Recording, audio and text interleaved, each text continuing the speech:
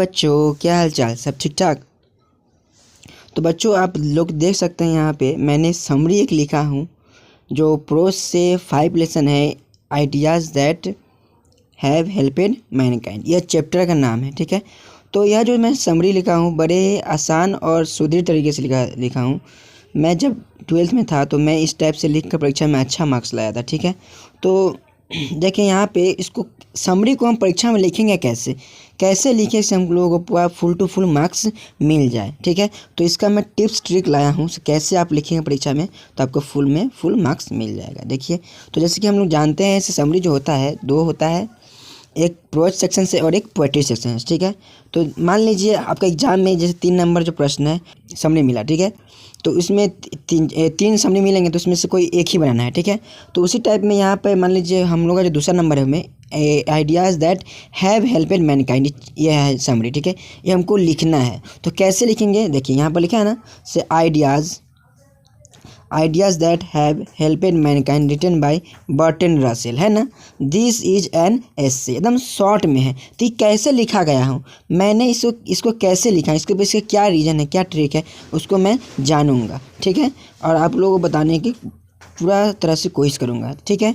तो शुरू करते हैं हम लोग को वीडियो कैसे होता है। देखिए तो फर्स्ट हम लोगों के यहाँ पे क्या टिप्स एंड ट्रिक में, तो फर्स्ट हम लोगों की बात क्या है यहाँ पे।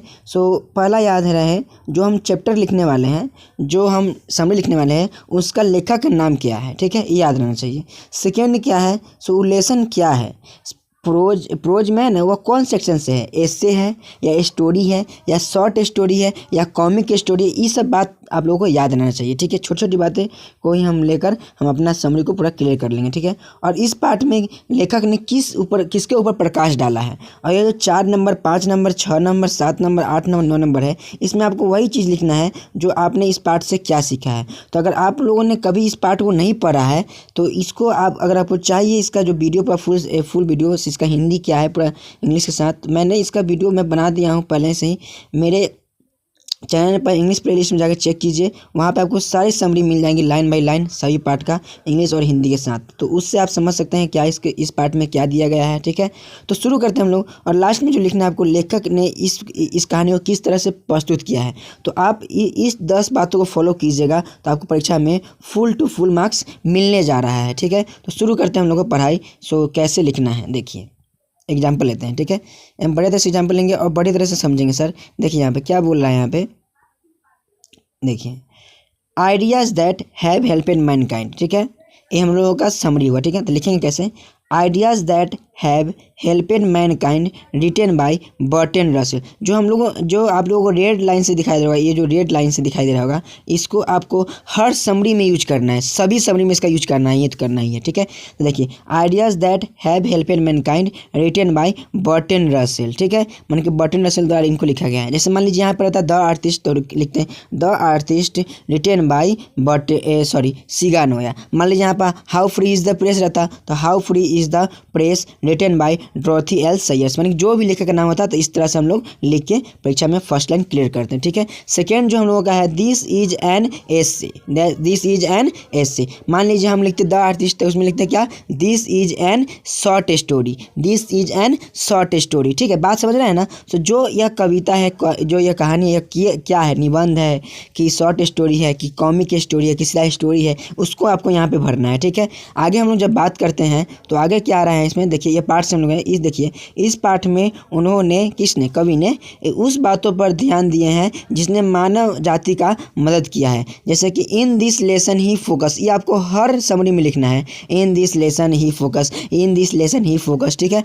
On things that have helped mankind, माने कि जिसने मानव जाति का मदद किया है, इसी पर ना कवि ने प्रकाश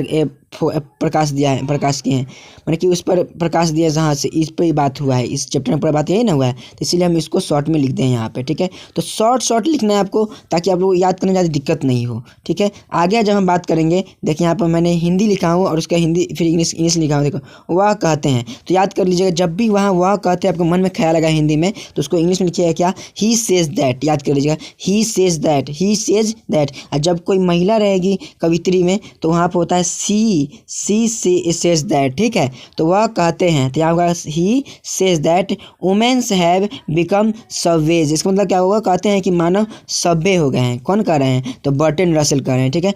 छोटी छोटी बातों का आप लोग ध्यान दीजिए, परीक्षा की दृष्टि से आपको ज़्यादा महत्वपूर्ण हो सकती है, ठीक है। आगे जब देखते हैं तो उन्होंने मील का पत्थर, उन्होंने आग को मील का पत्थर माना है। जो चैप्टर हम पढ़ेंगे, हम जब पढ़ाए थे तो उसमें हम लोग पढ़े थे क्या से आग को उन्होंने मील का पत्थर माना है, तो उसको हम शॉर्ट में दिए हैं, so they have treated fire as stone, they have treated fire as stone. आगे जब पढ़ेंगे हम लोग, कवि का कहना है कि भाषा ने मानव को नया जीवन दिया है। क्या दिया है, नया जीवन, ठीक है। तो यहाँ पे उसी को हम लिखे यहाँ बड़े तरह से, so the poet says that. Sir हम आपको बार बार बोल रहे हैं, जब भी कवि कहते हैं कि ये सब बात आएगा तो हमें सेज दैट आपको लगाना ही है, तो लगाना ही है, ठीक है। The poet says that language has given new life to womens, life to womens, ठीक है। आगे देखते हैं, कवि ने पेंटिंग प्रेस को भगवान का वरदान माना है। यानी कि यहाँ पे क्या बोला, द पोएट कंसिडर्ड